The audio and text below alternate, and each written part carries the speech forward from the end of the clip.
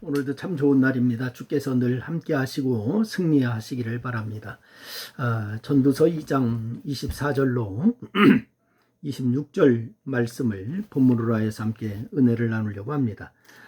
전도서 2장 24절로 26절 말씀입니다. 제가 읽어드리도록 하겠습니다. 24절로 26절 말씀. 사람이 먹고 마시며 수고하는 것보다 그의 마음을 더 기쁘게 하는 것은 없나니 내가 이것도 본즉 하나님의 손에서 나오는 것이로다. 먹고 즐기는 일을 누가 나보다 더 해보았느냐. 하나님은 그가 기뻐하시는 자에게 지혜와 지식과 희락을 주시나 죄인에게는 노고를 주시고 그가 모아 쌓게 하사 하나님을 기뻐하는 자에게 그가 죽게 하시지만 이것도 헛되어 바람을 잡는 것이로다. 아멘.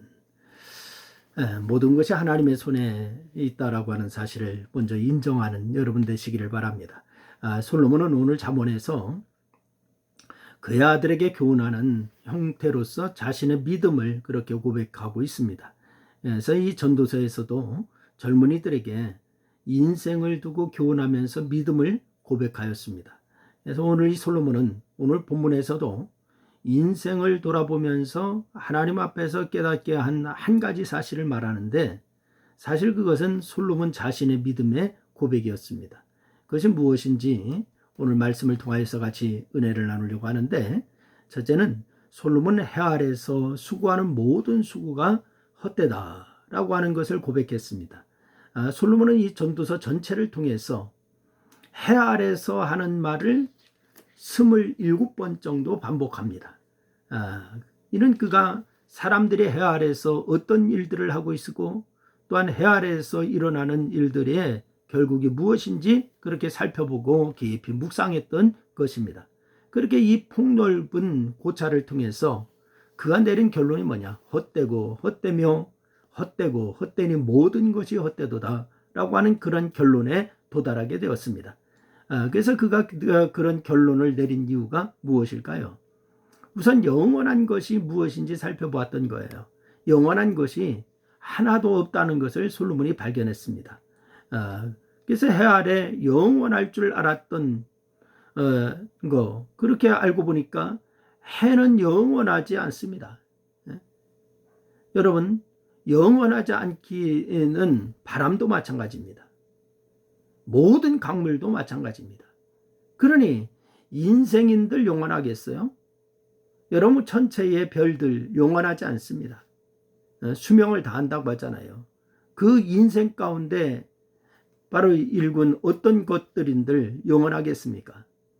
그러니 모든 것이 헛되다라고 말할 수밖에 없었던 거예요. 더 나아가서 솔로몬은 해 아래서 행하는 모든 수고와 마음에 애쓰는 것이 헛되다라고 하는 것을 깨닫게 되었습니다. 시저푸스의 신화라고 하는 곳에 나오는 이야기입니다. 죄를 범한 인간은 큰 돌멩이를 산꼭대기까지 죽을 힘을 다해서 올렸다가 그 돌을 골짜기로 굴려버리고 또다시 내려가서 그 돌멩이를 산꼭대기에 올려놓는 그런 벌을 받는다는 거예요. 그걸 반복한다는 거예요. 시저푸스 신화의 이야기입니다. 이처럼 사람들은 다들 각자의 큰 돌멩이를 산꼭대기에 올려놓으려고 죽을 힘을 다하는데 어떤 이는 한 번, 또 어떤 이는 여러 번 이렇게 올리지를 못합니다.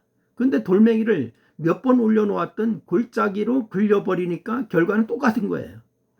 그야말로 해 아래에 행하는 모든 인생들의 수고가 헛되고 무익하다. 이것을 얘기하고 있습니다. 그러면 지혜는 어떠한지 살펴보았던 이 지혜 역시 그 끝이 허무하고 헛되다고 하는 것을 발견했습니다. 여러분 지혜를 알고자 하여서 마음을 썼으나 바람을 잡으려는 것인 줄을 깨달은 것이죠. 그것이 바로 1장 17절 말씀에서 솔로몬이 고백하고 있습니다. 내가 다시 지혜를 알고자 하여 미친 것들과 미련한 것들을 알고자 하여 마음을 썼으나 이것도 바람을 잡으려는 것인 줄을 깨달았도다. 이렇게 말씀하고 있습니다. 여러분 이 솔로몬은 또한 사업을 크게 하는 것은 어떠한지 살펴보았어요. 여러분, 하지만 자신을 위해서 집들을 짓고 포도원을 일구고 여러 동산과 과원을 만들고 남녀노비들을 사고 수많은 소와 양떼를 수유하는 것 역시 바람을 잡는 것이다 라고 이렇게 고백하고 있습니다. 여러분, 이번에는 호사와 쾌락을 즐겨보았어요. 여러분, 열왕기상 4장 22절로 23절 말씀해 보니까 그의 하루 음식이 가는 밀가루 30골, 굵은 밀가루 60골, 살찐 소 10마리, 초장의 소 20마리, 양 100마리, 그의 숫사슴과 노루와 암사슴과 살진 새들이었다. 이렇게 고백하고 있습니다. 또 오늘 본문 2장 8절 말씀해 보니까요. 오늘 잠언서 2장 8절 말씀해 보니까 솔로몬이 뭐라고 고백하는가 하니 이렇게 고백하고 있어요. 여러분, 2장 8절을 제가 읽어드리겠습니다. 2장 8절 말씀해 보니까